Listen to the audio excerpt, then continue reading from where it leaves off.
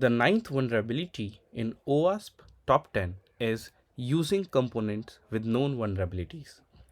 So what does this mean?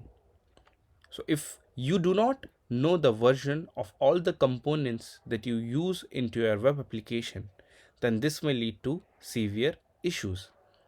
So let's say you are running an outdated version of any application and you do not know it, and there is an exploit down there running into the community, or there is a 0 day.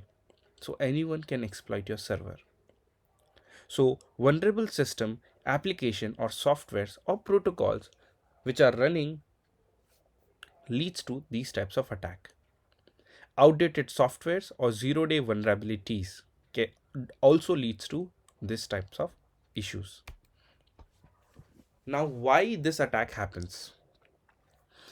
Old softwares running which are outdated or contain vulnerabilities are not updated or patched. Insecure or obsolete features enabled also leads to these issues. For example, a vulnerable version of drop beer SSH running leads to a SSH takeover. Another example, running vulnerable version of Windows 7 and any attacker runs a double pulsar exploit will also lead to an takeover of the server. This happened because of running an insecure version of a software. What can be achieved by this vulnerability? Remote code execution, malware injection, server-side injection, complete takeover of the server. So how do we fix these types of issues?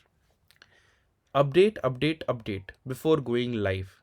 Make sure all the softwares and applications are up to date and patched, and also disable all unnecessary functions in your application. Thank you.